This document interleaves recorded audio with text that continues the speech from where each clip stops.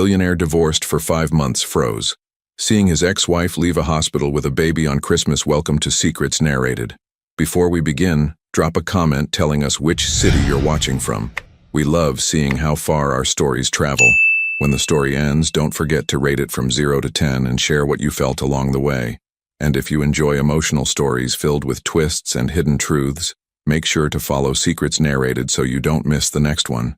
Now, sit back, relax, and enjoy every detail.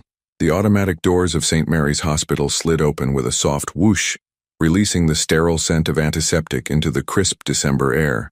Miles Harrington stepped inside, his Italian leather shoes clicking against the polished marble floor. At 42, he carried himself with the confidence that came from building a medical technology empire worth $3 billion. But today, every step felt heavy. His charcoal gray suit was impeccable, tailored to perfection across his broad shoulders and athletic frame.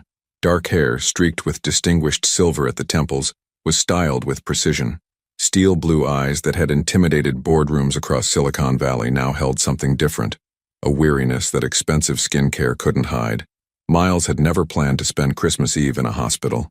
The irony wasn't lost on him that his company's devices probably monitored half the patients in this building, yet he'd rather be anywhere else. His Aunt Margaret's hip surgery could have waited until after the holidays, but family obligations were the one thing his assistant couldn't reschedule. 5 months. That's how long it had been since he'd signed those divorce papers. 5 months since he'd walked away from the only woman who'd ever made him feel completely alive. The decision had seemed logical then, necessary even. He'd convinced himself that Elena Foster was holding him back, that their relationship had become a weight dragging him down when he needed to soar. Freedom, he'd told himself. Space to breathe. Room to become the man he was meant to be. What came instead was a hollow ache that no amount of work could fill. Miles checked his Rolex, a nervous habit he'd developed since the divorce. The quicker he could get through this visit, the better. Christmas had lost its magic anyway. The penthouse that once felt like a sanctuary now echoed with memories of Elena's laughter, the scent of her vanilla perfume, the way she used to curl up against him during holiday movies. He'd tried everything to forget. Therapy sessions with Manhattan's most expensive psychiatrist, antidepressants that left him feeling numb, anti-anxiety medication that barely took the edge off the panic attacks that struck at 3 in the morning. Nothing worked because nothing addressed the real problem. He'd thrown away the best thing that ever happened to him. Elena had been 24 when they met, a graduate student working part-time at the coffee shop near his first cramped office. She was beautiful in an understated way. Shoulder-length auburn hair that caught the light when she moved, warm hazel eyes that seemed to see straight through his carefully constructed walls, and a smile that made him forget about quarterly projections and investor meetings. She'd believed in him when his company was nothing more than a crazy idea and maxed-out credit cards. Elena had eaten ramen noodles for months so they could afford prototype materials. She'd held him through the nights when he was sure they'd lose everything, whispering that she knew he'd change the world someday. But success had changed him. The gentleman who used to bring her flowers just because became someone who snapped when dinner wasn't ready by 7. The dreamer who talked about building a life together became obsessed with building an empire instead. Elena started disappearing inside her own home, her light dimming a little more each day as Miles grew more demanding, more distant, more impossible to please. The breaking point came during a particularly brutal quarter when 3 major deals fell through.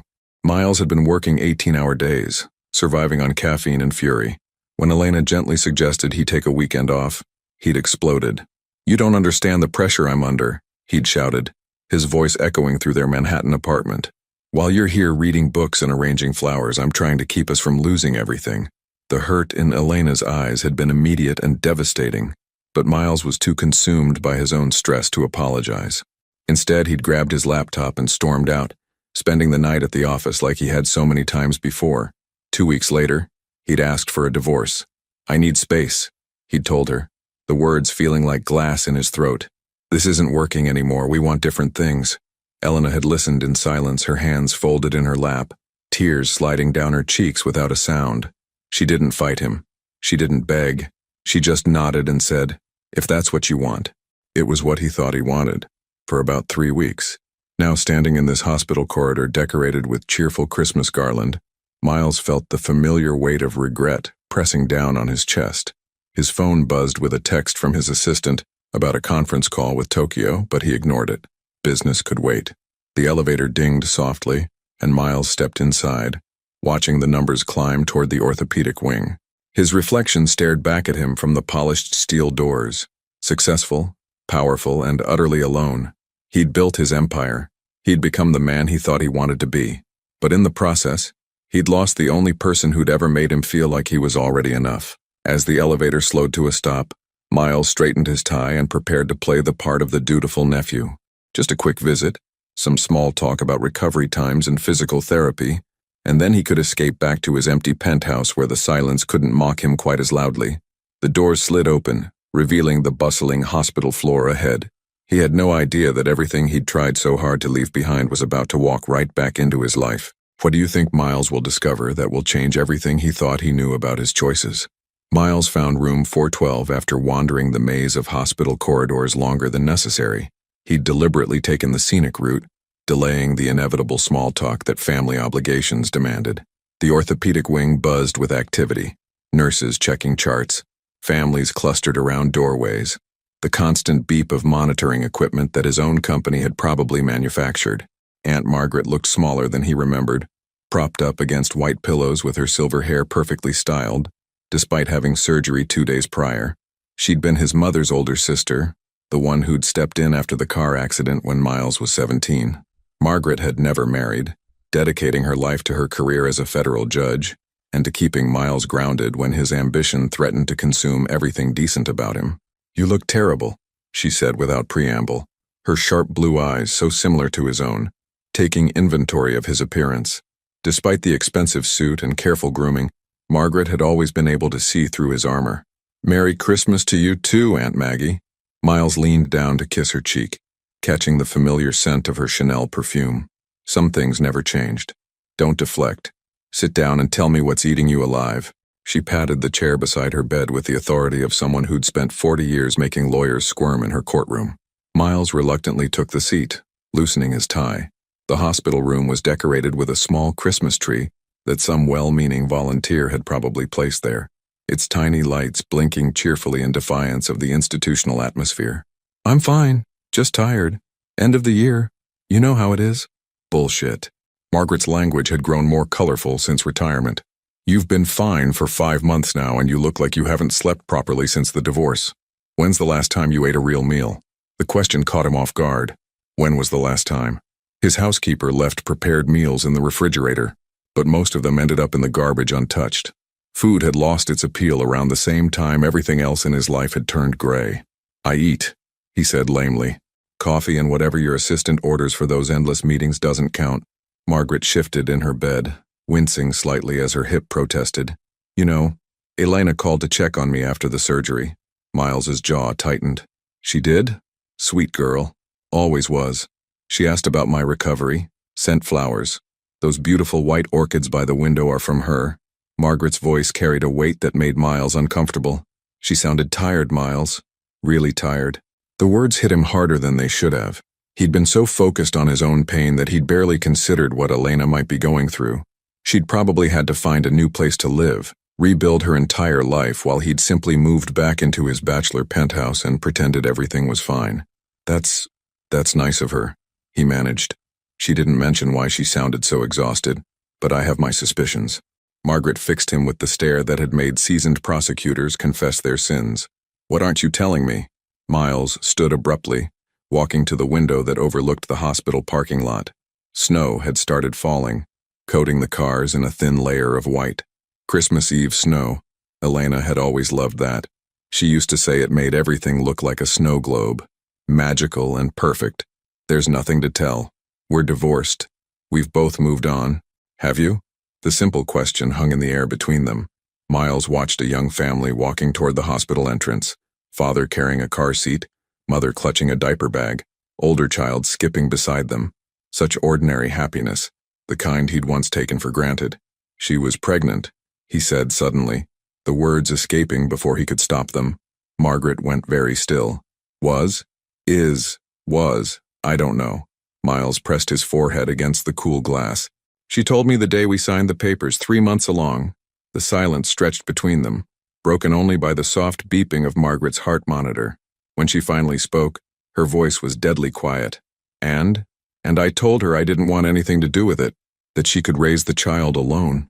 The admission tasted bitter. I haven't seen her since. Margaret's sharp intake of breath cut through him like a blade. In 42 years he'd disappointed her before, but never like this. Never in a way that made her look at him like she was seeing a stranger. My God, Miles. What kind of man have you become? The question echoed his own thoughts during those sleepless nights when the pills didn't work and the silence of his penthouse became deafening. Success had a price, and somewhere along the way, he'd paid it with pieces of his soul. I panicked, he said, though the excuse sounded pathetic even to him. Everything was falling apart. The business, my head, everything. I thought I was protecting her. From what? From me. From this. He gestured vaguely at himself. From the mess I'd become. Margaret shook her head slowly. That baby would be due soon. Christmas, Miles whispered. She said Christmas. The realization hit him like a physical blow. Today was Christmas Eve. Elena could be in labor right now, alone, while he stood in this hospital room drowning in his own cowardice. You need to find her, Margaret said softly. Before it's too late. It's already too late. I made my choice.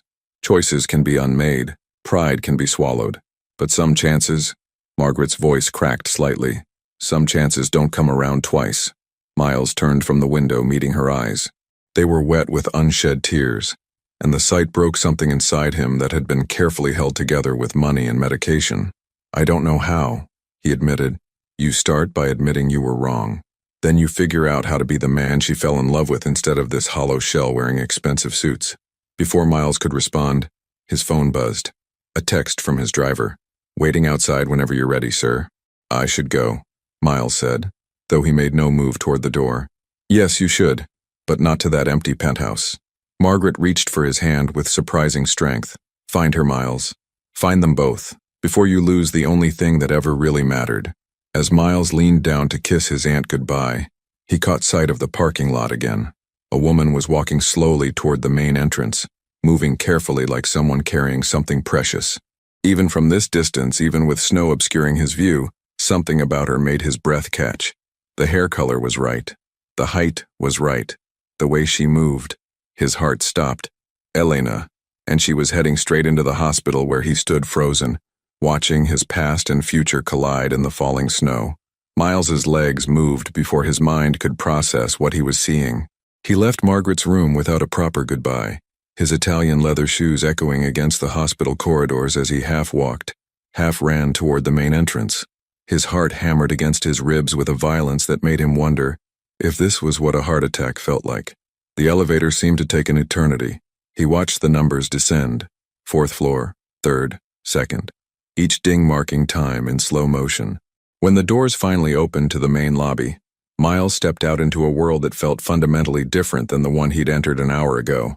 The lobby was bustling with Christmas Eve activity, families visiting patients, medical staff heading home for the holiday, volunteers distributing small gifts to children in the pediatric ward. But Miles saw none of it. His entire focus was on the automatic doors at the far end of the space, where he'd last seen that familiar silhouette walking through the snow. He positioned himself near a bank of chairs by the main entrance, trying to look casual while his pulse thundered in his ears. Maybe he'd been wrong.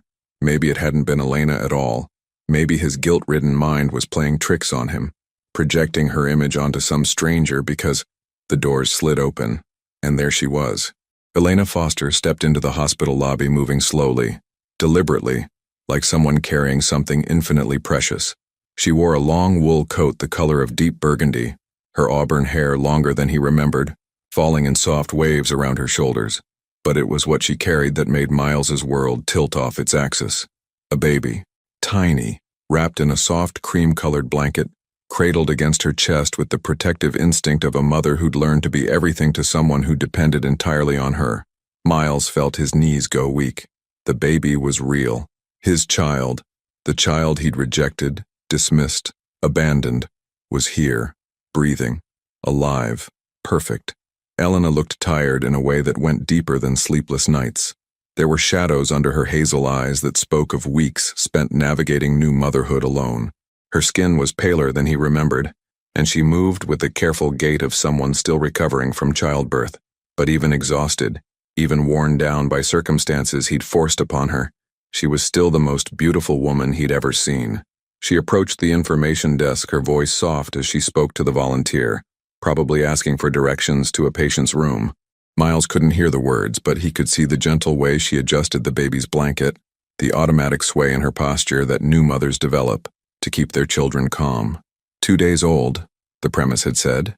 This baby was 2 days old, which meant Elena had given birth on December 22nd, alone, while Miles was probably in some pointless board meeting or nursing his third scotch of the evening in his empty penthouse. The volunteer pointed Elena toward the elevators, and she turned, walking directly toward where Miles sat frozen in his chair. For a moment, he considered running, ducking behind the information pillar, taking the stairs, anything to avoid the confrontation that was about to destroy whatever fragile peace he'd managed to construct over the past 5 months. But his legs wouldn't move. He could only sit there, watching as the mother of his child, the woman he'd loved and lost and abandoned, walked closer with each step. Elena was about 10 feet away when she saw him. She stopped abruptly, her eyes widening with a shock that quickly gave way to something harder to read. Not anger exactly, not surprise either. Something that looked almost like resignation, as if she'd known this moment would come eventually and had simply been waiting for it. Miles. Her voice was steady, carefully controlled. The baby stirred slightly at the sound, making a soft mewling noise that hit Miles like a physical blow. Elena. His own voice came out rougher than intended. He stood slowly, his hands shaking as he shoved them into his pockets. I didn't expect to see you here. My friend Rebecca had her appendix out yesterday. I was visiting. Elena's explanation was matter of fact, but her grip on the baby had tightened protectively. What about you? My aunt. Hip surgery. The words felt incredibly stupid given the enormity of what stood between them. Here they were, making small talk while their child, slept peacefully in her arms. An awkward silence stretched between them, filled with 5 months of hurt and words that couldn't be taken back. Hospital life continued around them. Announcements over the PA system, the soft squeak of wheelchair wheels, conversations in a dozen languages. But Miles felt suspended in a bubble where only the 3 of them existed. The baby, he started, then stopped, unsure how to continue. What did you say to the woman whose pregnancy you'd rejected? How did you ask about a child you'd claimed you never wanted to meet? His name is Alexander. Elena's voice was soft but firm. Alexander James Foster. Foster. She'd kept her maiden name, of course. Miles had no right to expect otherwise, but the choice still stung. His son wouldn't even carry his name.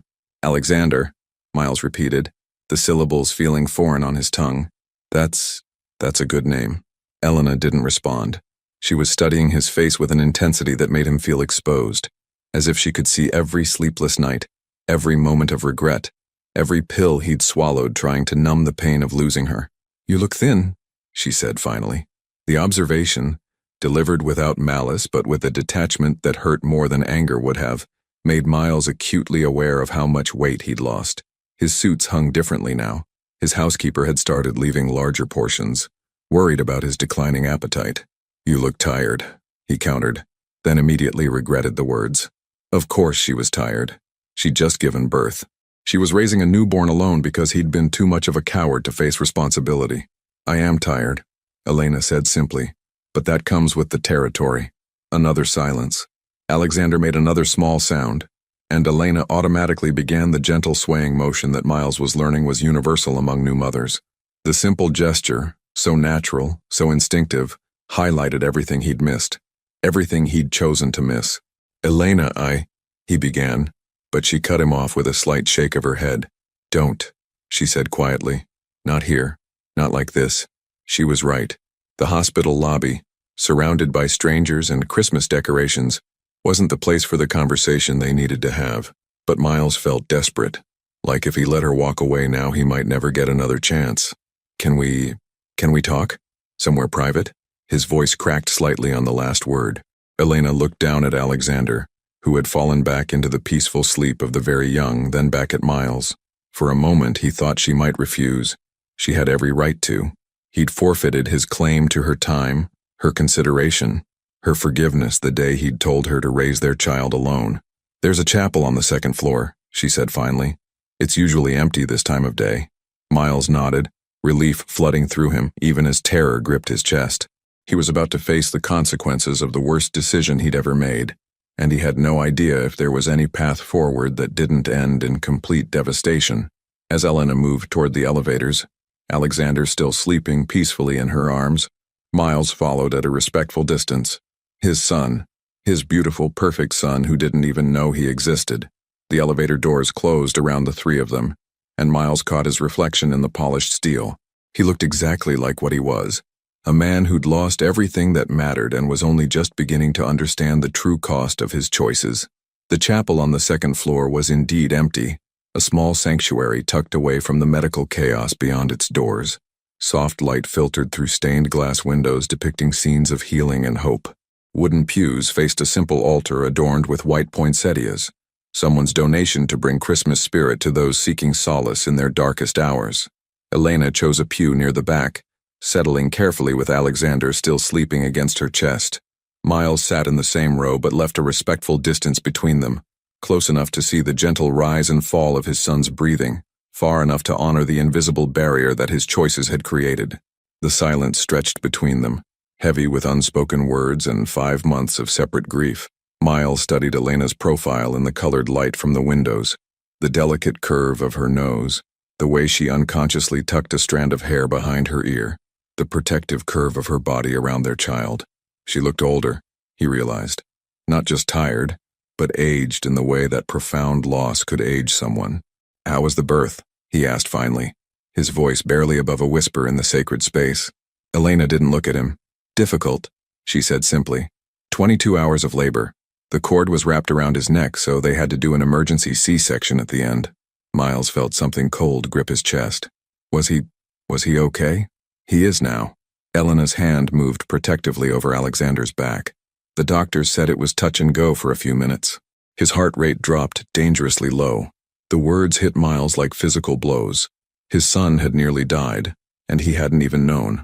While Elena was fighting for both their lives in an operating room, he'd probably been reviewing quarterly reports or arguing with his legal team about some meaningless acquisition. "Elena, I called you," she said quietly, still not meeting his eyes. When the contractions started getting close together, it was 2 in the morning on the 22nd. Miles's breath caught. He remembered that night. He'd turned off his phone around midnight after taking an Ambien, determined to get at least 6 hours of uninterrupted sleep before a morning presentation. His assistant handled all calls after hours unless it was a genuine emergency. "I called 3 times, Elena continued. "The last time was when they were wheeling me into surgery. I thought maybe you'd changed your mind. That maybe when it came down to it you'd want to know if your son was going to make it." The chapel's peaceful atmosphere felt like mockery now. Miles wanted to disappear, to sink through the floor and never face the consequences of his willful blindness. She'd reached out to him in her moment of greatest fear, and he'd chosen pharmaceutical oblivion instead. "I turned off my phone," he whispered. "I'm so sorry, Elena. I'm so fucking sorry." "Language," Elena murmured automatically, glancing down at Alexander even though he was far too young to understand. The maternal instinct was so immediate, so natural, that it highlighted everything Miles had missed about becoming a parent. "Sorry," he said again, this time for the profanity.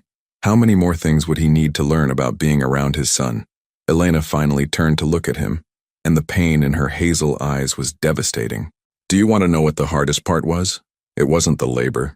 It wasn't even being alone during the surgery. It was filling out the birth certificate afterward." Miles felt his throat close. "What do you mean?" "They ask for the father's name, and I sat there with a pen in my hand, looking at this perfect little boy who'd just fought so hard to be here, and I had to decide whether to write unknown or put down the name of a man who'd made it clear he wanted nothing to do with us." The image of Elena, exhausted and alone, making that impossible choice while he slept peacefully in his king-sized bed, was almost more than Miles could bear. "What did you write?" "Alexander James Foster," she said softly, then paused. "But I also listed you as the father, Miles Harrington, because whatever else you've done, you're still his father. And someday, when he's old enough to ask questions, I want to be able to tell him his mother never tried to erase you from his life." The generosity of that gesture, the grace she'd shown him when he'd deserved nothing but contempt, broke something fundamental inside Miles. Tears he hadn't allowed himself to shed in months suddenly burned behind his eyes. Why? His voice cracked. After everything I said, why would you do that? Because, Elena said, shifting Alexander slightly as he made soft, sleeping sounds. This isn't about you and me anymore. It's about him. And every child deserves to know where they came from, even if their father wasn't ready to be what they needed. Miles leaned forward, his elbows on his knees, his head in his hands. I wasn't ready for any of it. The marriage, the pressure, becoming a father. I thought if I could just get some space, some time to figure myself out. You could have figured yourself out while staying, Elena said with quiet firmness. You could have talked to me instead of shutting me out. You could have gone to therapy, taken a sabbatical, anything except running away from the people who loved you. I know that now. Do you? Elena's voice sharpened slightly. Because from where I'm sitting, it looks like you're still running, still choosing the easy path instead of dealing with your problems. Miles lifted his head to meet her gaze. What do you mean? I mean you're here by accident.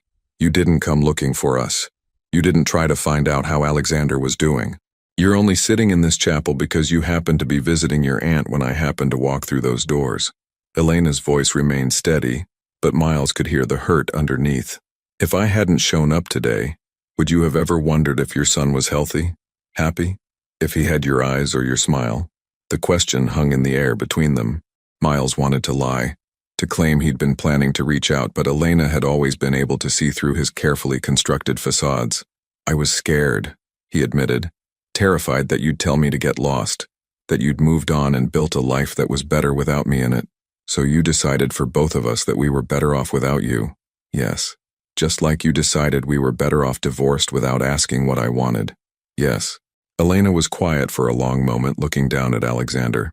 When she spoke again, her voice was softer but no less pointed. You know what the irony is, Miles? All those months when you were pulling away, when you were angry and distant and impossible to reach, I kept hoping you'd remember who you used to be.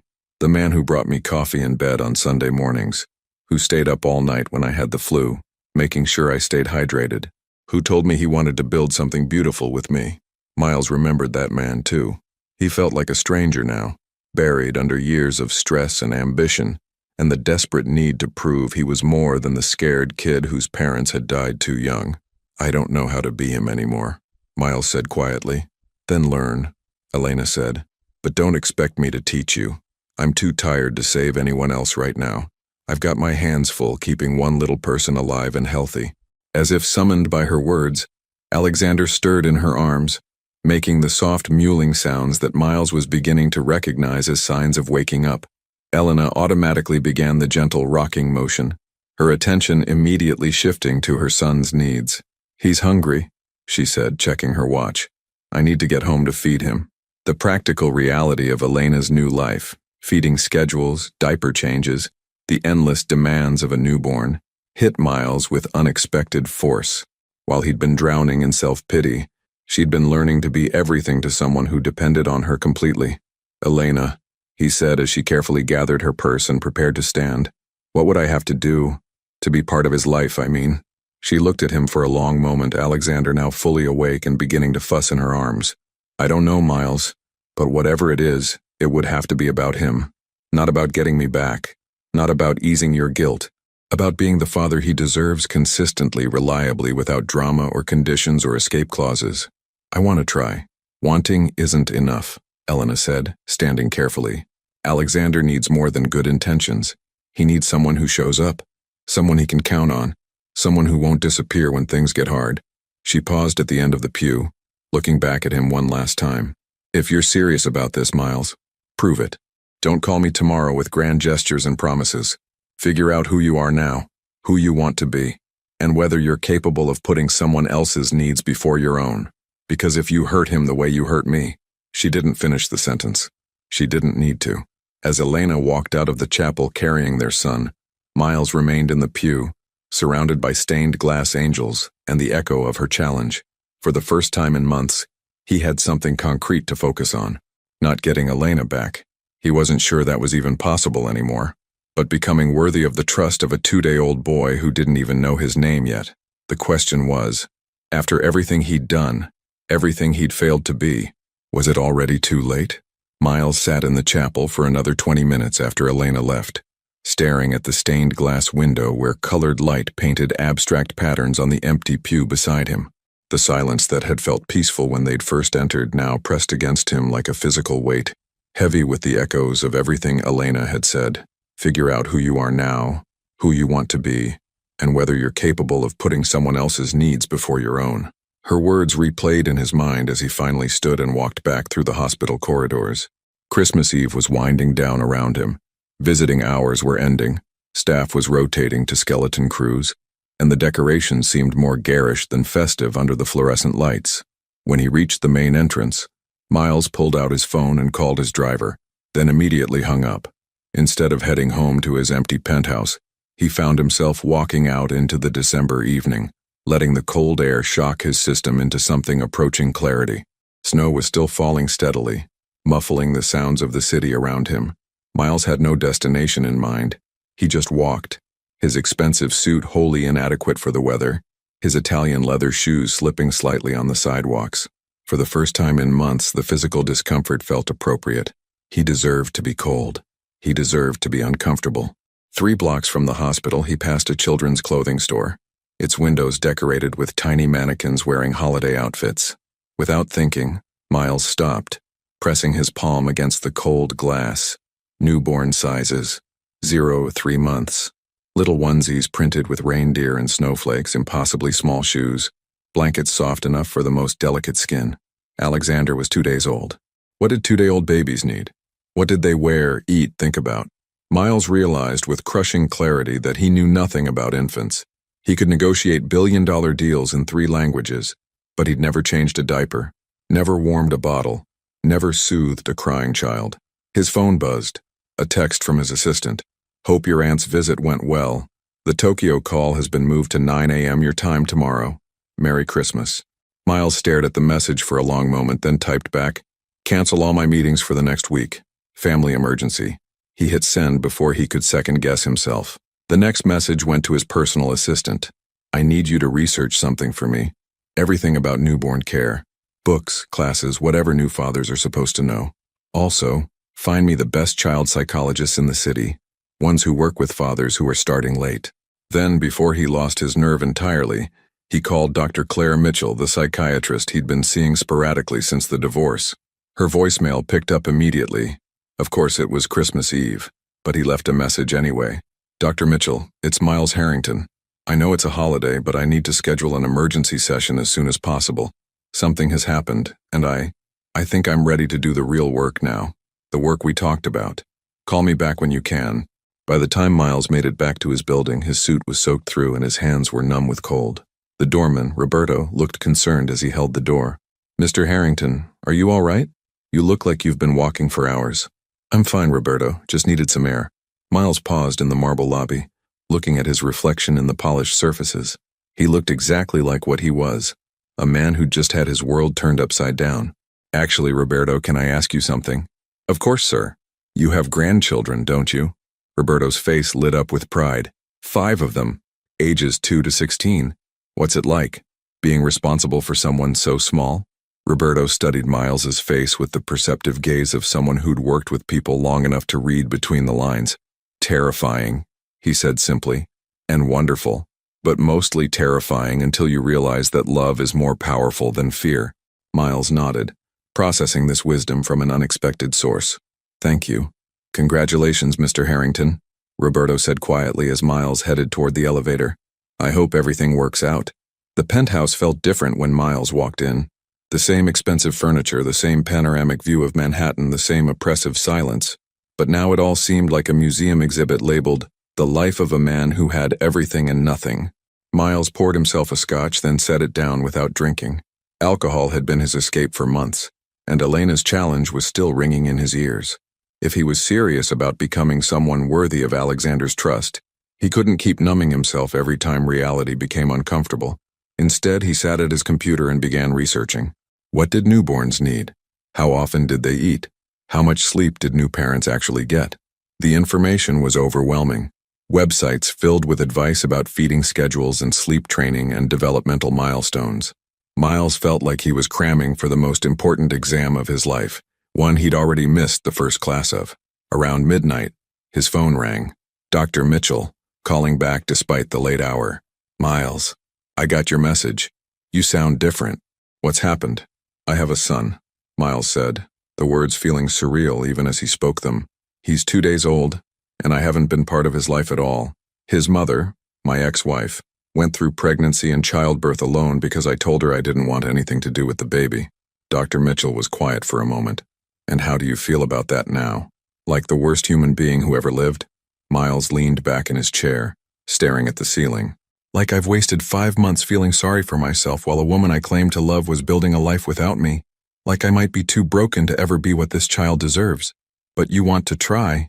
I have to try. I can't live with myself if I don't at least try.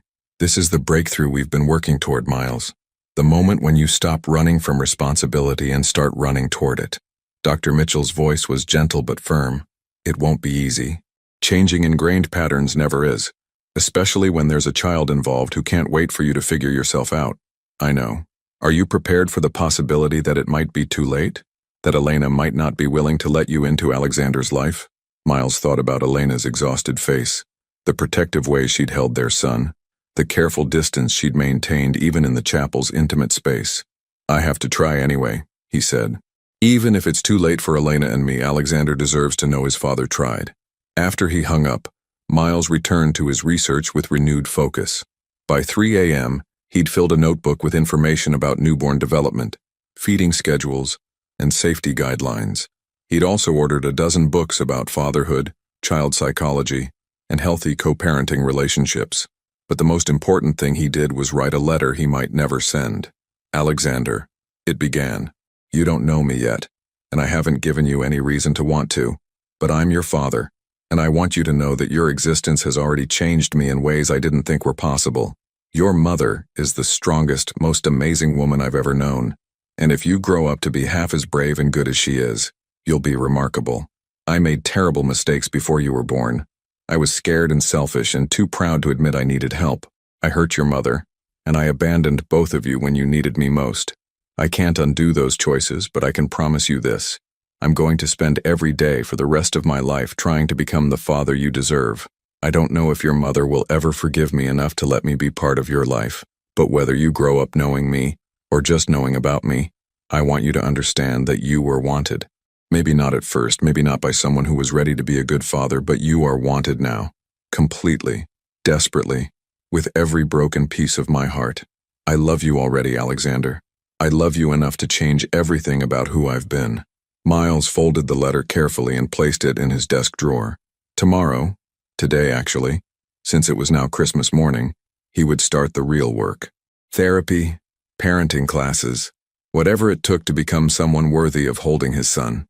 Outside his windows, snow continued to fall over Manhattan, covering the city in a blanket of white.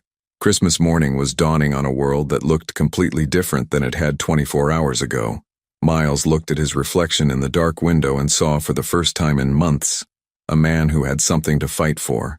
The question now was whether it was too late to win. 3 days after Christmas, Miles stood outside the Upper East Side brownstone where Elena now lived, holding a bag from Whole Foods and questioning every decision that had led him to this moment. He'd spent the past 72 hours in a crash course on becoming a better human being, but standing on her doorstep made all his preparation feel inadequate. Dr. Mitchell had squeezed him in for an emergency session on Christmas Day, a gesture that had cost him triple her usual rate, and convinced him she took his commitment seriously. They'd spent 2 hours dissecting his relationship with Elena, his fears about fatherhood, and the emotional walls he'd built around success and control. Transformation isn't about grand gestures, she'd told him. It's about showing up consistently, even when it's uncomfortable, especially when it's uncomfortable. Miles had also enrolled in a new father's class that started the following week, ordered every book on infant development Amazon could deliver overnight, and had his first appointment with a family therapist who specialized in rebuilding relationships after abandonment. But none of that preparation had prepared him for the simple act of ringing Elena's doorbell. Before he could lose his nerve, he pressed the button. Footsteps approached slowly, and then Elena's voice came through the intercom, cautious. "Who is it?" "It's Miles. I brought groceries." A long pause. "Miles, what are you doing here? I know you said not to call with grand gestures," he said to the speaker. So I'm not calling. And groceries aren't grand. They're just necessary. You shouldn't have to worry about shopping with a newborn. Another pause. Longer this time. Miles could hear Alexander crying faintly in the background, the sound hitting him like a physical punch. Leave them on the steps, Elena finally said. Thank you. Elena, please, just let me see him for 5 minutes. I swear I'm not here to pressure you or make this about us. I need to see that he's okay. The intercom went silent. Miles stood on the cold concrete steps, breath visible in the winter air, wondering if he'd already failed his first real test. Then the door opened. Elena stood in the doorway wearing yoga pants and an oversized sweater, her hair pulled back in a messy bun. She looked exhausted in the way only new mothers could, a bone-deep tiredness that went beyond lack of sleep. But she was still the most beautiful woman he'd ever seen. 5 minutes, she said, stepping aside to let him in. Miles followed her into a cozy living room that was nothing like the sterile perfection of their former Manhattan apartment. This space was warm, lived in, with soft throws on the furniture and books stacked on every available surface. A bassinet sat near the couch, and the sound of Alexander's crying was clearer now. Not distressed, just the persistent fussing of a baby who wanted something he couldn't articulate. He's been cluster feeding all morning, Elena explained, moving toward the bassinet. The pediatrician says it's normal, but it's exhausting. She lifted Alexander carefully, automatically beginning the swaying motion that Miles was learning was universal among new mothers. The baby quieted slightly at her touch, but continued the soft whimpering that spoke of discomfort. Can I? Miles set down the groceries and moved closer, his hands halfway extended before he stopped himself. Would it be okay if I held him? Elena studied his face for a moment, then nodded. Support his head and neck. Newborns can't control their head movements yet. Miles accepted his son with shaking hands, marveling at how light Alexander felt, how fragile and perfect. The baby opened his eyes, dark blue, like Elena's, though Miles knew infant eye color could change, and stared at his father with the intense focus that newborns sometimes displayed. Hello, Alexander, Miles whispered, his voice catching. I'm sorry it took me so long to meet you properly. Alexander made a soft sound that might have been a sigh, and Miles felt something fundamental shift inside his chest. This wasn't about Elena anymore, wasn't about his guilt or his need for forgiveness. This tiny person had his own needs, his own personality already beginning to emerge, his own right to be loved unconditionally. He has your nose, Elena said quietly, settling onto the couch, and your stubborn streak. He fights sleep like it's a personal insult. Miles carefully sat in the armchair across from her, still holding Alexander. What else should I know about him? He likes to be swaddled tight when he sleeps. He gets hiccups after every feeding. He's already showing signs of being left-handed. Watch how he curls his fingers.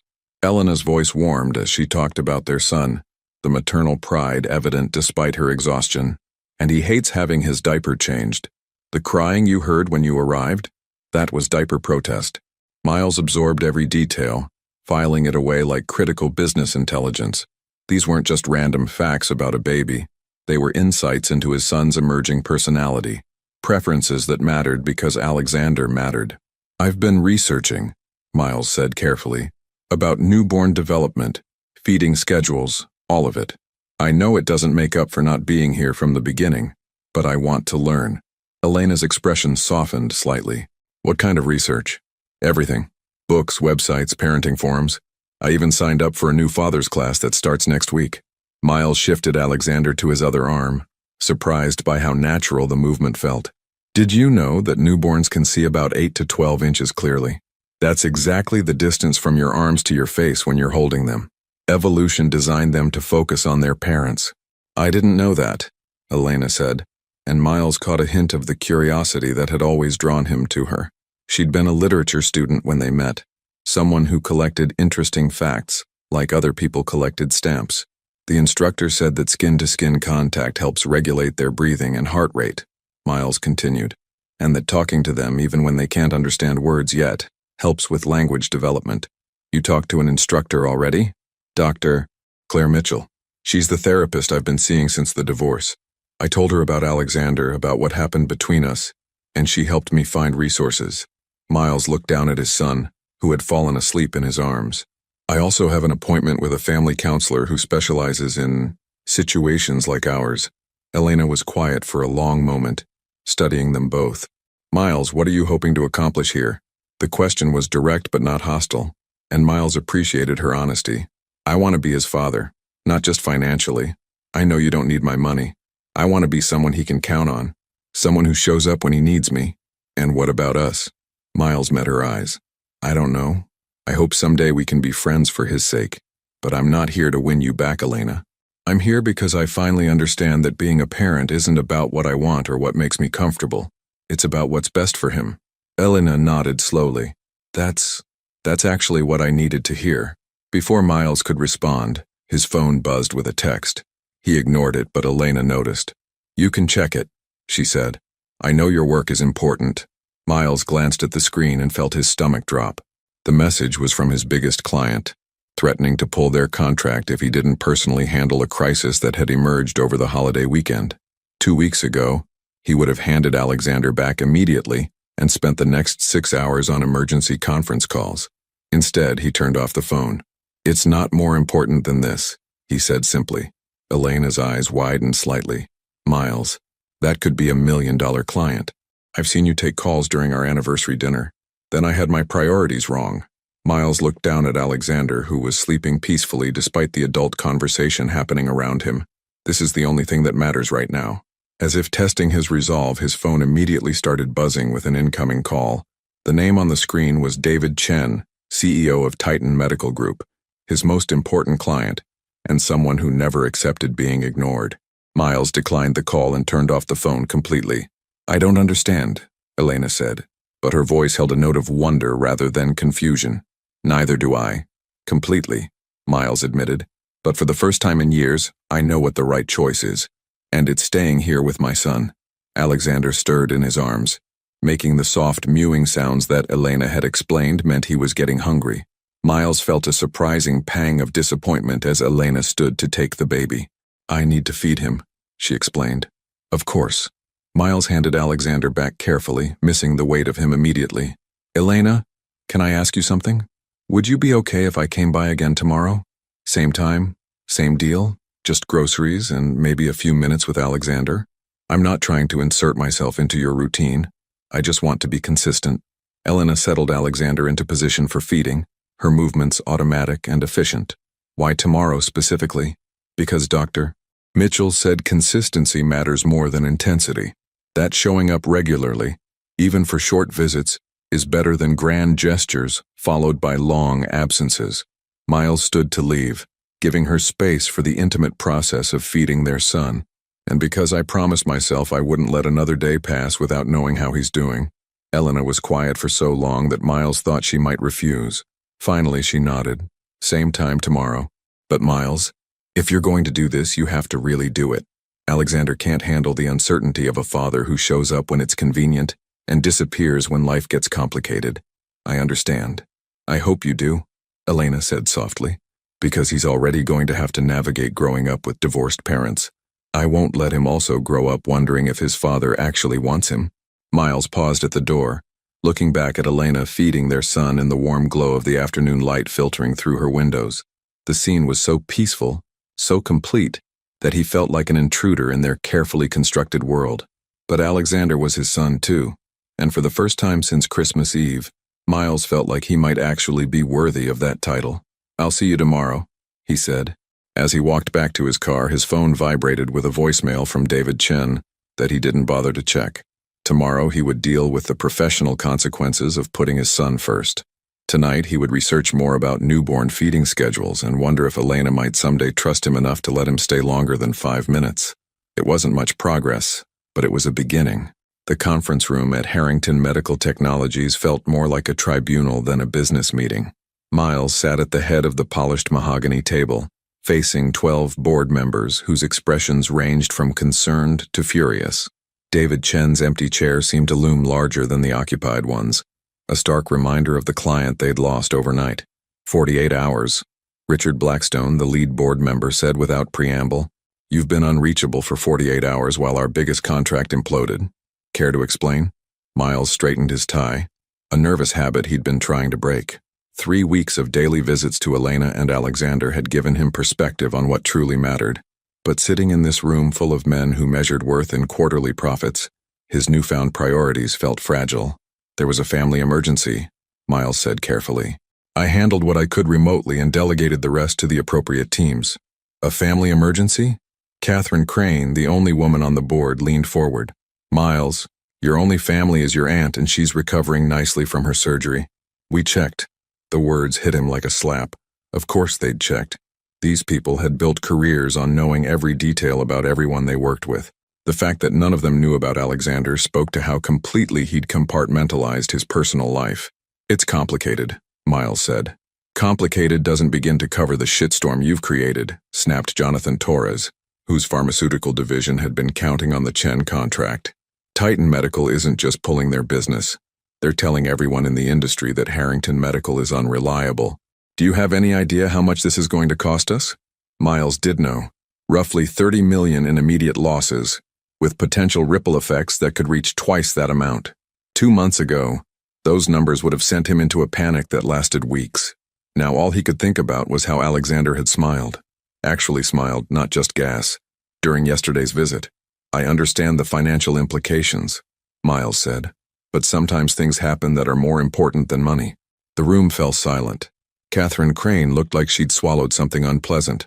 Richard Blackstone removed his glasses and cleaned them with deliberate precision, a gesture Miles recognized as barely contained rage.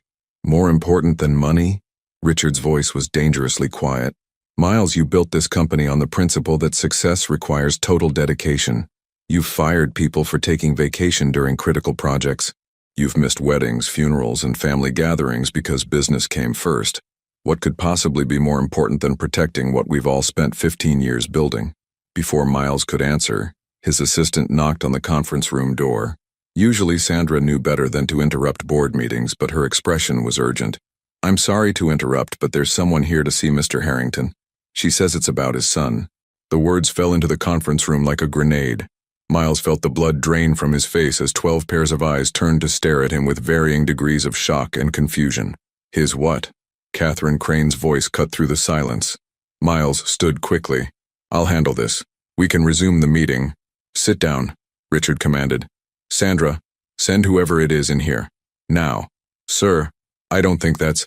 Now. Miles wanted to disappear through the floor. In 3 weeks of carefully managed visits with Elena and Alexander, he'd managed to keep his professional and personal lives separate. He'd been building trust slowly, proving his consistency without the pressure of outside scrutiny. Now that fragile progress was about to be exposed to a room full of people who saw vulnerability as weakness.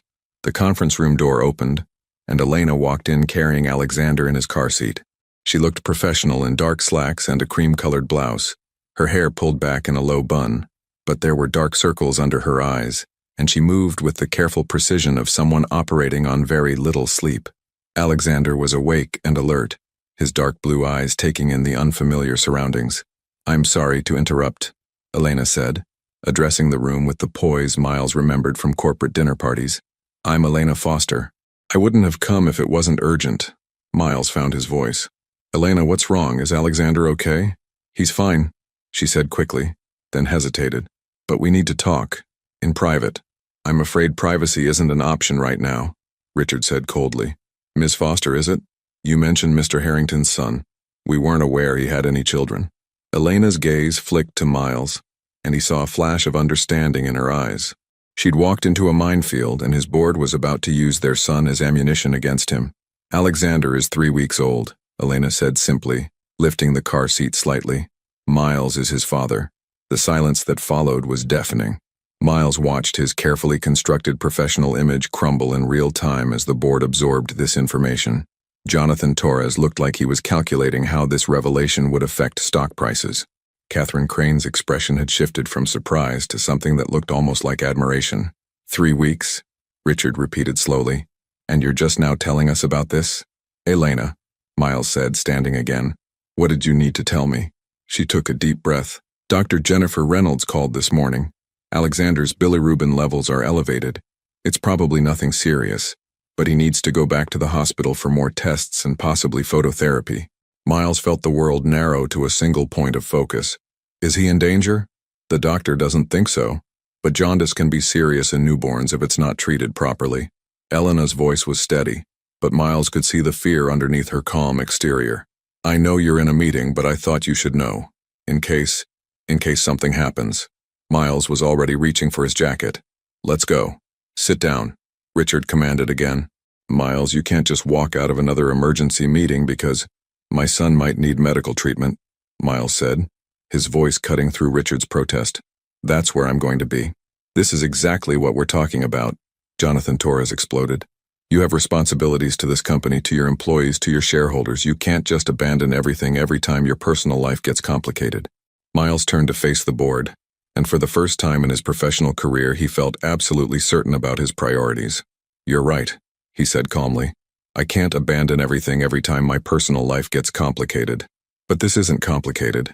This is simple. My 3-week-old son might need medical treatment, and I'm going to be there for him. If you walk out of this room right now, Richard said coldly, we'll have to seriously reconsider your position as CEO. Miles paused at the door, Elena and Alexander beside him. The threat should have terrified him. He'd spent 15 years building this company, sacrificed his marriage and his happiness for this boardroom and these people who were now treating his son like an inconvenience. Then you'll have to reconsider, Miles said. Elena, let's go. As they left the conference room, Miles could hear the explosion of angry voices behind them. Catherine Crane's voice cut through the chaos. For God's sake, the man just found out he's a father. Give him 5 minutes to figure out his priorities. In the elevator, Elena was quiet for a long moment. Alexander had fallen asleep in his car seat, blissfully unaware of the drama his existence had just created. I'm sorry, Elena said finally. I had no idea you hadn't told them about us. It's not your fault, Miles said, though his mind was racing through the implications of what had just happened. You did the right thing coming to get me. How long have his levels been elevated? Dr. Jennifer Reynolds noticed it yesterday during his 2-week checkup, but she wanted to monitor it for 24 hours before making a decision about treatment. Elena shifted the car seat to her other arm. It's common in newborns, especially ones who had difficult births, but it needs to be watched carefully. The elevator opened to the lobby where Sandra was waiting with Miles's coat and car keys. I called your driver, she said quietly. He's waiting outside.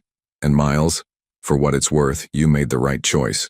As they walked toward the car, Elena asked, Are you going to lose your job over this? Miles helped her secure Alexander's car seat in the back of the sedan, marveling at how natural the motion had become after 3 weeks of practice.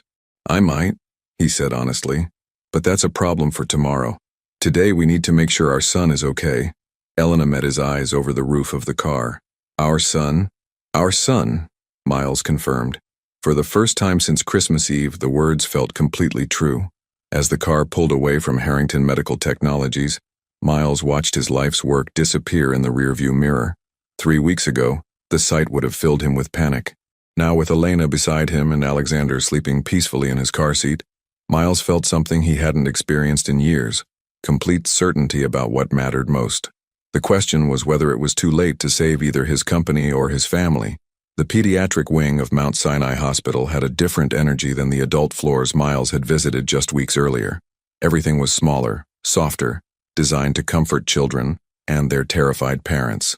But as Miles sat in the waiting area watching Elena pace with Alexander, nothing about this place felt comforting. Mr. and Mrs. Harrington? A nurse in scrubs, printed with cartoon elephants, approached them with a clipboard. Foster, Elena corrected automatically. Elena Foster. We're not married. The nurse's expression didn't change, but Miles felt the familiar sting of how complicated their situation had become. 3 weeks of daily visits had created an intimacy around their son, but legally, professionally, socially, they were still strangers navigating an impossible situation. Ms. Foster, we're ready to admit Alexander for phototherapy. Dr. Jennifer Reynolds will explain everything, but I need you to fill out these forms first. Elena took the clipboard with shaking hands. Miles could see the exhaustion in every line of her body, the weight of 3 weeks of single motherhood combined with the terror of watching your newborn face a medical crisis. Hey, Miles said softly, moving closer. Let me help with the paperwork. Elena looked at him for a moment and he could see her internal struggle. For weeks, she'd been handling everything alone, making every decision, filling out every form. Accepting help meant admitting she didn't have to do this by herself anymore. I don't know your social security number, she said finally, or your insurance information. I don't know any of the details. I'd need to put you down as his father. The words were practical, but Miles heard the deeper meaning underneath. They'd been divorced for 8 months, separated for longer. Elena had built a new life, made new plans, learned to exist without him. The fact that she didn't know his current insurance carrier was just a symptom of how completely they'd untangled their lives. I'll fill out what I can, Miles said, taking half the forms. We'll figure out the rest as we go. Dr. Jennifer Reynolds appeared in the waiting area, her kind face serious but not alarmed. Miles had learned to read medical professionals over the years of building equipment for hospitals. The difference between concern and panic was usually visible in their posture and pace. Elena, Miles, Dr. Jennifer Reynolds said, acknowledging them both. Let's talk about Alexander's condition. They followed her to a small consultation room where Alexander lay sleeping in a portable bassinet, a tiny blue hospital bracelet around his impossibly small wrist. Miles felt his chest tighten at the sight of his son in a medical setting, looking so vulnerable under the harsh fluorescent lights. Alexander's bilirubin levels are higher than we'd like to see, Dr. Jennifer Reynolds began, pulling up his chart on a tablet. It's not uncommon in newborns, especially those who had complicated deliveries. The good news is that phototherapy is very effective, and most babies respond well within 24 to 48 hours. What exactly is phototherapy? Miles asked. We place Alexander under special blue lights that help break down the excess bilirubin in his system.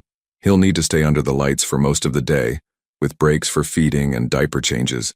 One of you can stay with him at all times. Elena leaned forward. Are there any risks? Any complications we should worry about? The treatment itself is very safe. The main concern is if the bilirubin levels continue to rise despite treatment, but that's rare. We'll monitor his blood levels every 6 hours and adjust the therapy as needed. Dr. Jennifer Reynolds looked between them. I do want to be honest. Newborn jaundice can be scary for parents, especially new parents. It's normal to feel anxious. Miles thought about the past 3 weeks, how every small change in Alexander's breathing or eating patterns had sent Elena into research mode, texting him updates and questions at all hours. She'd been navigating these fears alone while Miles was just beginning to understand what it meant to worry about someone so completely helpless. How long will he need to stay in the hospital? Elena asked. Probably 2 to 3 days, depending on how quickly his levels improve. We'll want to keep monitoring him even after the phototherapy is finished, just to make sure the levels stay stable. After Dr. Jennifer Reynolds left to prepare Alexander's room, Miles and Elena sat in silence, watching their son sleep. The weight of the situation settled between them. Their first real crisis as parents, and they were facing it as two people who were still figuring out how to be in the same room together. I should call work, Elena said suddenly. I was supposed to start my new job on Monday. They're not going to understand if I need to take more time off before I've even started. Miles looked at her sharply. New job? Marketing coordinator at a publishing house. It's not much, but it's flexible and has good health insurance. Elena's voice was matter of fact, but Miles could hear the underlying stress. I can't afford to lose it. The reminder of Elena's financial reality hit Miles like a punch to the stomach. While he'd been drowning in self-pity in his penthouse, she'd been job hunting while pregnant, preparing to support herself and Alexander without any guarantee that Miles would contribute to their lives. You don't need to worry about money, Miles said quietly. I know I haven't been contributing, but that ends now. Alexander is my responsibility too. It's not about money, Miles. Elena's voice carried a note of frustration. It's about having my own life, my own career. I can't just be dependent on you again. The again hung in the air between them. During their marriage, Elena had given up her graduate program to support Miles's business dreams, becoming increasingly isolated as his success grew, and their social circle became entirely centered around his work. She'd lost herself in his ambitions, and Miles was finally beginning to understand how suffocating that must have been. I'm not asking you to be dependent on me, Miles said carefully. I'm asking you to let me help with our son so you can have your own life. That's what co-parenting is supposed to look like, right? Before Elena could respond, a nurse appeared to move Alexander to his phototherapy room. Watching them wheel their son's bassinet through the hospital corridors, Miles felt a familiar helplessness, the same feeling he'd had during Elena's difficult pregnancy symptoms, when all his money and connections couldn't fix what was wrong. Alexander's room was small but well-equipped, with a special bassinet that had blue lights built into the ceiling above it. The nurse, whose name tag read Janet, explained how the phototherapy worked while she got Alexander settled. He'll need to wear just his diaper and special eye protection, Janet said, placing tiny goggles over Alexander's eyes. The lights can be harsh, so we need to protect his vision. He might be fussier than usual. The lights can be overstimulating for some babies.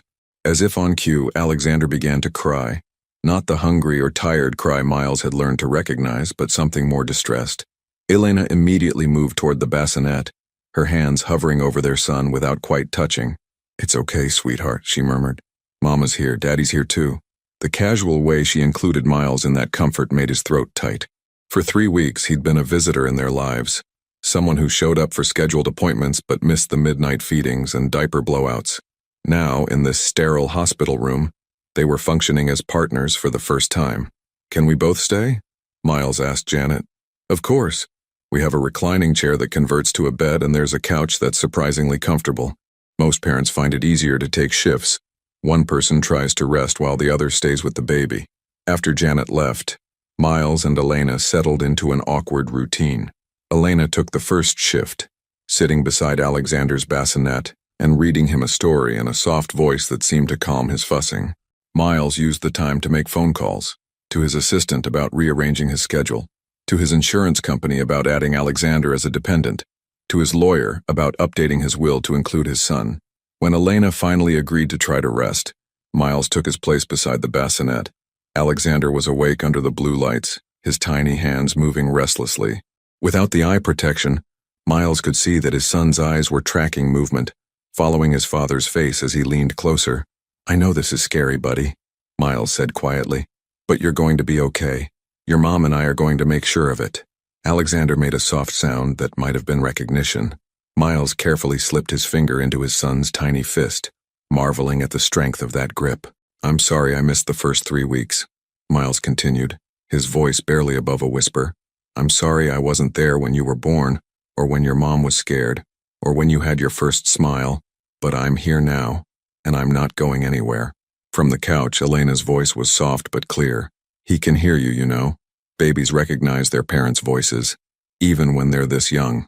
Miles looked over to find Elena watching them, her expression unreadable in the blue-tinted light. "I've been reading to him every night," she said. "The same book my mother used to read to me. I thought it might be nice if he had some consistency, some tradition." "What book?" "Guess How Much I Love You. It's about a little rabbit and his father, and how much they love each other." Elena's voice caught slightly. "I know it's silly, but I wanted him to know about love, even if his parents couldn't figure out how to love each other anymore." Miles felt something break open in his chest. For weeks, Elena had been building a life for Alexander filled with love and security and traditions, while Miles had been trapped in his own guilt and fear. She'd been giving their son everything she could, including the promise of a father's love that Miles hadn't yet proven he could deliver. "It's not silly," Miles said. "And Elena, I never stopped loving you. I just stopped knowing how to show it." Elena was quiet for a long moment. When she spoke, her voice was careful, measured. "Love isn't enough, Miles. I loved you through the end of our marriage, but love doesn't fix communication problems or different priorities, or the fact that you made me feel invisible for 2 years. I know. Alexander needs more than love from his father. He needs reliability, presence, emotional stability. He needs someone who won't disappear when things get difficult." Miles looked down at his son, still gripping his finger with surprising strength. Under the therapeutic blue lights, Alexander looked like he was glowing, like some precious thing that needed to be protected from the world. "Then that's who I'll become," Miles said. "However long it takes, whatever it costs. That's who I'll be for him." Outside the hospital room window, snow was beginning to fall again, coating the city in white. Inside, under the blue lights, 3 people who were still learning how to be a family sat together in the quiet, watching over the smallest and most important member of their complicated constellation. It wasn't the reunion Miles had dreamed of, but it was a beginning, and for the first time since Christmas Eve, that felt like enough. 48 hours later, Alexander's bilirubin levels had dropped to normal, and the blue lights that had bathed his hospital room were finally turned off. Miles watched Dr. Jennifer Reynolds remove the tiny protective goggles from his son's eyes, marveling at how much more alert Alexander seemed without the constant illumination. "His levels are perfect," Dr. Jennifer Reynolds announced, checking the latest blood work results. "Whatever genetic resilience he inherited, it served him well. You can take him home this afternoon." Elena sagged with relief in the bedside chair where she'd spent most of the past 2 days. Miles had brought her changes of clothes, real food to replace the hospital cafeteria offerings, and had taken over the night shifts so she could get actual sleep. They'd developed a rhythm, not the easy intimacy of their marriage, but something new, a partnership built around their shared concern for Alexander.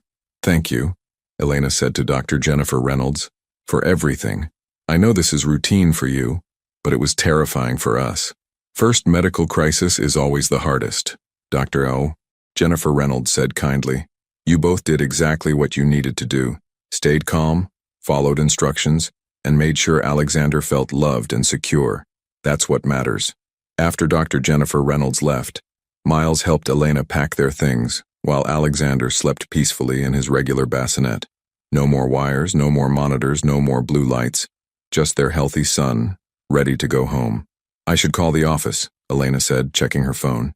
"Let them know I'll be able to start work on Monday after all." Miles paused in folding the blankets Elena had brought from home. "Are you sure you're ready to go back to work so soon? Alexander just got out of the hospital." Elena's expression sharpened. "Miles, we talked about this. I need this job. I can't depend on you for financial support. I'm not asking you to depend on me. I'm asking if you want to take a few more weeks to settle into a routine at home before adding work stress to everything else. Some of us don't have the luxury of taking time off whenever we want," Elena said, then immediately looked like she regretted the words. "I'm sorry. That was unfair. I know you've been here for Alexander." Miles finished folding the blankets, choosing his words carefully. "Elena, what if I told you that money wasn't a concern?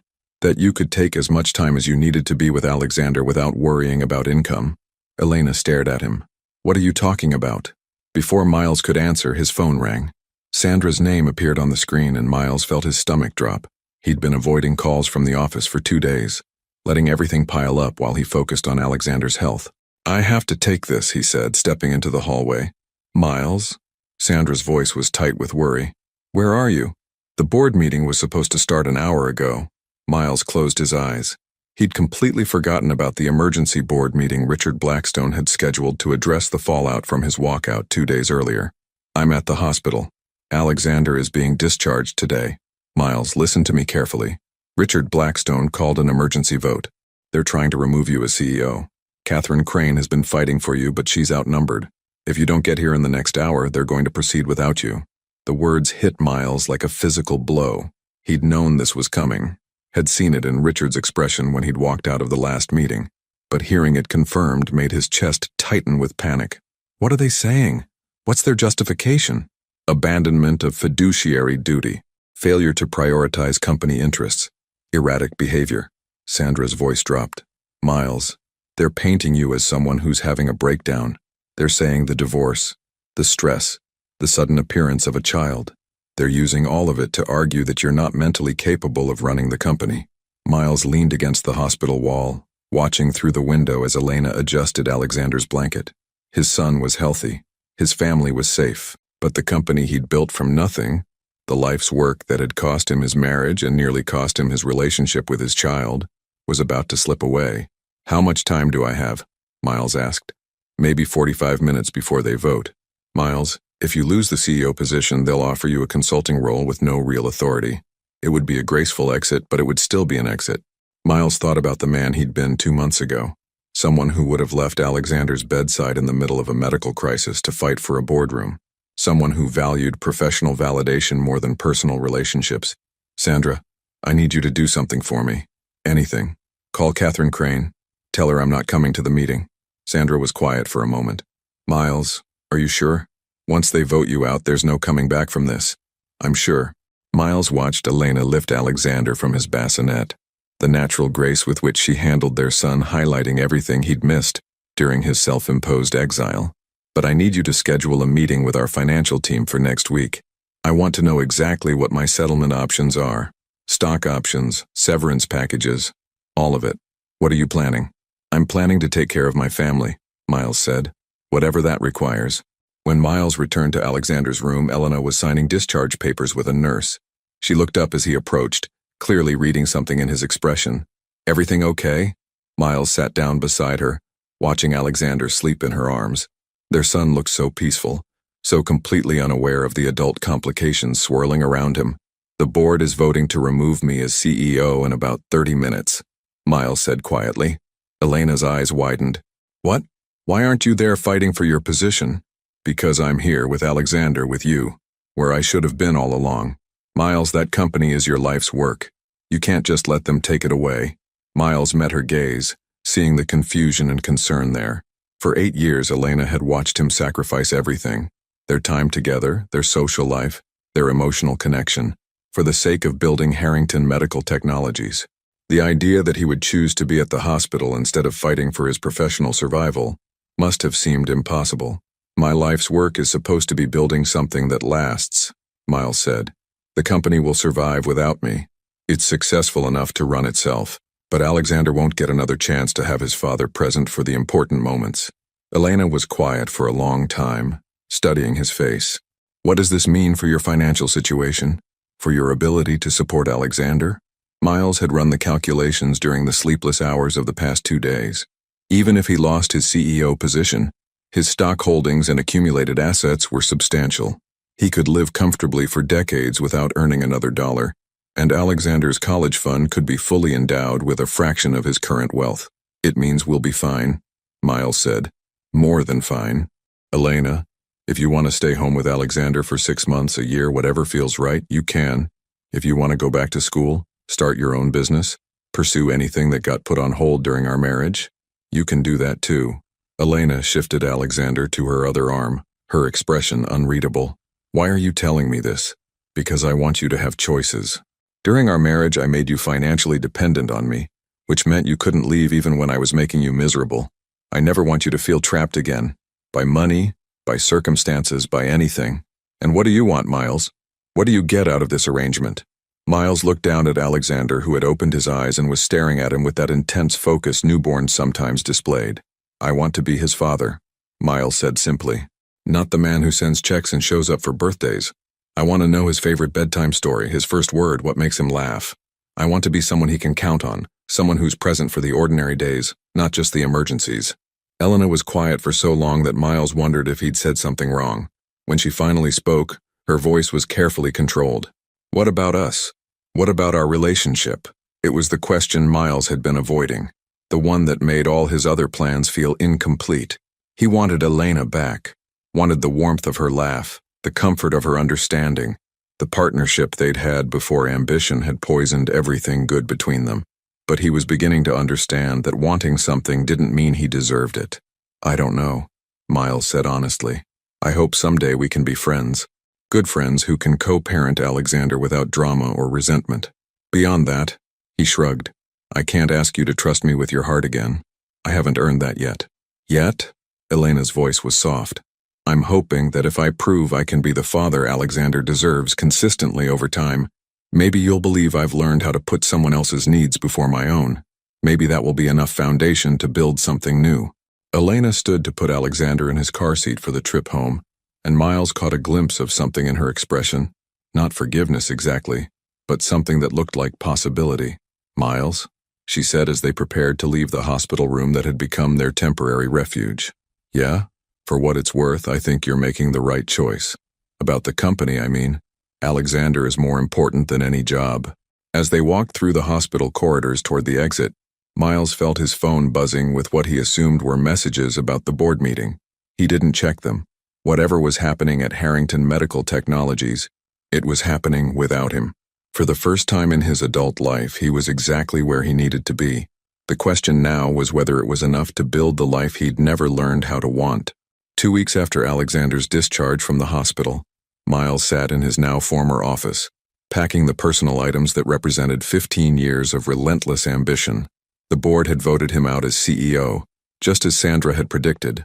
Catherine Crane had fought for him until the end, but even she couldn't argue with the financial losses his absences had created. The irony wasn't lost on him that he felt more peaceful in this moment of professional defeat than he had during any of his corporate victories. A knock on the door interrupted his packing. He looked up to see Elena standing in the doorway, holding Alexander in his carrier. She looked nervous, uncertain, an expression he rarely saw on her face. Sandra said I could find you here, Elena said. I hope it's okay that I came. Miles set down the box of books he'd been loading. Of course it's okay. Is everything all right? Is Alexander okay? He's fine. Perfect, actually. Elena stepped into the office, looking around at the half-packed space. I heard about the board meeting, about your position. Word travels fast. It was in the Wall Street Journal this morning. Elena sat in one of the leather chairs facing his desk, the same chairs where they'd once planned their future together when the company was just a dream. Harrington Medical Technologies names new CEO after founder's departure. Something like that. Miles continued packing, not trusting himself to look directly at her. Probably for the best. The company was bigger than any one person anyway. Miles. Elena's voice was soft but firm. Look at me. He stopped packing and met her gaze. In the afternoon light filtering through his office windows, she looked like the woman he'd fallen in love with all those years ago. Strong, intelligent, beautiful, in a way that had nothing to do with careful styling or expensive clothes. I've been thinking, Elena said, about what you said at the hospital, about wanting to be Alexander's father, about proving you can put someone else's needs first. Miles felt his chest tighten. Elena, let me finish. She took a deep breath. For the past month, you've shown up every day. You've prioritized Alexander over everything else. Your company, your reputation, your financial security. You've gone to therapy, taken parenting classes, learned about infant development. That's what I should have done from the beginning. Yes, it is. But you're doing it now. Elena shifted Alexander in her arms as he made soft, sleeping sounds. Yesterday, Dr. Jennifer Reynolds called to check on Alexander's progress. She mentioned how impressed she was with both of us during his hospitalization, how we worked together as a team. Miles wasn't sure where this conversation was heading, but something in Elena's tone made him abandon his packing completely. Elena, what are you trying to tell me? I'm trying to tell you that I've been watching you become the man I always hoped you could be, not the man you were when we got married, and not the man you became when success went to your head. Someone new, someone better. The words hit Miles harder than any boardroom confrontation ever had. Does that mean? It means I think we should try, Elena said quietly. Not marriage, not moving back in together, nothing that dramatic. But maybe we could try being a family. Really being a family with both of us present and committed to making it work. Miles felt like the air had been knocked out of his lungs. After months of assuming he'd lost Elena forever, the possibility of rebuilding what they'd had felt almost too enormous to process. What would that look like? He asked carefully. I don't know exactly. Maybe you could come to dinner a few times a week, help with bedtime routines. Be there for the ordinary moments, not just the emergencies. Elena's voice grew stronger as she spoke. Maybe we could go to couples therapy together, learn how to communicate without hurt and resentment. And if it doesn't work, if we can't get past everything that happened? Elena looked down at Alexander, who was starting to stir in her arms. Then at least Alexander will grow up knowing his parents tried, that we put his needs first and did our best to give him a stable, loving home. Miles moved around the desk to sit in the chair next to Elena's, close enough to see the tiny details of Alexander's face, the way his eyebrows were starting to look like Elena's, the small dimple in his chin that matched Miles's own. Elena, I need you to know something, Miles said. Losing the company, starting over professionally, none of that scares me. What terrifies me is the possibility of hurting you again, of disappointing you, or failing Alexander, or reverting to who I used to be when things get stressful. Elena was quiet for a moment, considering his words. Do you remember what you used to say when we first started the company? When we were working out of that tiny apartment and living on ramen noodles? Miles smiled at the memory, that every day was a chance to build something that hadn't existed before. Exactly. You said that the best part wasn't achieving success, it was the daily choice to keep building, even when we didn't know if it would work. Elena shifted Alexander to her other arm. Maybe that's what we need to do now. Make the daily choice to keep building, even though we don't know if it will work. Miles reached out tentatively, and Elena let him take one of Alexander's tiny hands in his own. Their son's fingers immediately curled around Miles's thumb with surprising strength. I fired my therapist, Elena said suddenly. Miles looked at her in surprise. What? Dr. Collins, the therapist I'd been seeing since the divorce. I fired her because she kept telling me I should protect myself from getting hurt again. She said trusting you was a mistake, that people don't really change, that I should focus on building a life that didn't include you at all. Maybe she had a point. Maybe she did. But watching you with Alexander, seeing you choose him over everything else, that's not the man she was warning me about. That's not the man I divorced. Elena met Miles's gaze directly. "I think people can change, if they want to badly enough, if they have the right reasons." Alexander opened his eyes at that moment, looking up at both his parents with the serious expression that newborns sometimes wore. Miles felt a profound sense of responsibility settle over him, not the overwhelming panic he'd felt when Elena first told him she was pregnant, but a calm certainty about what mattered most. "I want to try," Miles said. "Whatever it takes, however long it takes. I want to try building something with you and Alexander, even if it means starting completely over. New careers, new priorities, new ways of being together." Miles thought about the empty penthouse waiting for him, the stack of job offers from competitors who wanted to hire the former CEO of Harrington Medical Technologies, the life of comfortable isolation he could choose if he wanted to avoid the risk of failing Elena again. Then he looked at his son, who was still gripping his thumb, and at Elena, who was offering him something he'd never thought he'd have again, a chance to be part of a family, especially if it means starting over, Miles said. Elena smiled, the first genuinely happy expression Miles had seen on her face since Christmas Eve. "Good, because I already signed the lease on a bigger apartment, one with a second bedroom that could work as a nursery or an office depending on how things go." "You did?" "I did, and I told the publishing house I'd be interested in freelance work instead of full-time employment. More flexibility for family time." Elena's smile turned slightly mischievous. "I also may have mentioned to Dr. Jennifer Reynolds that Alexander's father was looking for ways to be more involved in his care. She said the hospital always needs volunteers for their new parent support groups." Miles felt a laugh building in his chest, the first genuine laughter he'd experienced in months. "You've been planning this." "I've been hoping for this," Elena corrected. "There's a difference." Alexander chose that moment to make a soft cooing sound, and both his parents turned their attention to him immediately. He was awake and alert, studying their faces with the intense focus that meant he was learning something new about his world. "What do you think, buddy?" Miles asked softly. "Ready to give your old man a chance to figure out this parenting thing?" Alexander's response was to grip Miles's thumb even tighter and make another small sound that both parents chose to interpret as approval. Outside the office windows, Manhattan hummed with its usual energy. Ambitious people building careers, closing deals, chasing success that would probably never feel like enough. But inside this space that had once been the center of Miles's universe, three people sat together planning something more difficult and more important than any business venture: how to become a family. It wouldn't be easy. There would be setbacks, arguments, moments when old patterns threatened to resurface. But for the first time since Christmas Eve, Miles felt like he was exactly where he belonged, and that was worth more than any company he could ever build. 18 months later, the sound of Alexander's laughter filled the sunny kitchen of Elena's, their apartment on a Saturday morning in June. At 18 months old, he was a whirlwind of curiosity and energy, currently fascinated by the way his plastic blocks made different sounds when dropped on various surfaces. Miles sat cross-legged on the hardwood floor, building towers for Alexander to knock down, marveling at how much joy he found in this simple routine. His son had Elena's intelligent eyes and her stubborn determination, but Miles was beginning to see traces of his own personality emerging, a methodical way of examining new toys, a preference for routine that bordered on obsession. "Higher, Daddy," Alexander demanded, his vocabulary expanding daily with new words that delighted both his parents. "Higher it is," Miles said, adding another block to the tower. Alexander immediately knocked it down with both hands, squealing with delight. Elena appeared in the doorway, dressed for her morning run in athletic clothes that showed off the strength she'd rebuilt after pregnancy. She'd completed her master's degree in marketing the previous fall, coursework she'd managed around Alexander's schedule with Miles's support, and now freelanced for 3 different publishing houses while working on a novel she claimed was probably terrible but therapeutically necessary. "How long have you two been up?" she asked, settling on the floor beside them. "Since 5:30, Miles said.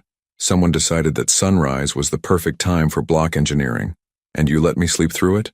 You had your deadline yesterday. You needed the rest." Miles passed Alexander a new block, watching as their son examined it with scientific precision before adding it to his collection. "Besides, we had important architectural projects to discuss." Elena smiled, and Miles felt the familiar warmth that had gradually returned to their relationship over the past 18 months. It wasn't the passionate romance of their early marriage, but something deeper, a partnership built on daily choices, shared responsibilities, and the gradual rebuilding of trust. They'd moved carefully, deliberately. Miles had kept his own apartment for the first 6 months, joining Elena and Alexander for dinner most nights, but maintaining space while they figured out how to be together without falling back into old patterns. Couples therapy with Dr. Martinez had been challenging but transformative, teaching them to communicate without defensiveness, to address problems before they became resentments. The turning point had come 8 months earlier, when Alexander had taken his first steps, from Elena's arms to Miles's, back and forth across the living room, while both parents cheered. That night, Elena had asked Miles to stay over for the first time since the divorce, not for romance, but because she wanted Alexander to wake up to both his parents celebrating his milestone. "What's your plan for today?" Elena asked, stretching beside them on the floor. "Story time at the library at 10, then the park if the weather holds. Margaret wants to have lunch with us around 1. She's bringing pictures from her cruise." Miles checked his watch, a simple steel piece that had replaced the luxury timepieces of his CEO days. "What about you?" "Long run, then I want to work on chapter 12. My editor thinks I'm being too hard on the male protagonist." Miles raised an eyebrow. "The one who abandons his pregnant wife?" "The very one. Apparently, readers need to see his redemption arc earlier in the story. They need to believe he's capable of change before the halfway point." "Are you having trouble writing his transformation?" Elena was quiet for a moment, watching Alexander stack blocks with increasing concentration. "Not exactly. I think I understand how change works now. It's not one dramatic moment. It's 1,000 small choices to do better than you did the day before." Miles felt the truth of that observation in his bones. 18 months of daily therapy sessions, parenting classes, and the simple practice of showing up consistently had taught him that transformation was less about grand gestures and more about mundane reliability. Alexander toddled over to Elena, holding up a block for her inspection. "Mama, blue." "Very good, sweetheart. That's definitely blue." Elena kissed the top of his head, inhaling the sweet scent that all toddlers seem to carry. "You're getting so good at colors." Miles watched this exchange with the contentment that had gradually replaced his old need for constant achievement. He'd found work as a consultant for medical startups, helping other entrepreneurs avoid the mistakes he'd made while building Harrington Medical Technologies. The income was a fraction of what he'd earned as a CEO, but it was enough, and more importantly, it allowed him to be present for Alexander's childhood. "Miles?" Elena's voice drew him from his thoughts. "I have something to tell you." Something in her tone made Miles look at her more closely. Elena was smiling, but there was nervousness underneath the expression. "What is it?" Elena glanced at Alexander, who had returned to his block tower, then back at Miles. "I'm pregnant." The words hung in the air between them. Miles felt his breath catch, his mind immediately racing through the implications. Another child. Another chance to be present from the beginning. Another opportunity to build the family they'd both dreamed of. "How long have you known?" he asked softly. 2 weeks. I wanted to be sure before I said anything. Elena's smile grew more confident as she watched his reaction. 8 weeks along, due in February. Miles moved closer to her on the floor, reaching for her hands. "How do you feel about it?" "Terrified," Elena said honestly, "and excited, and grateful that this time, I won't have to do it alone." "You'll never have to do anything alone again," Miles said, meaning it with every part of himself.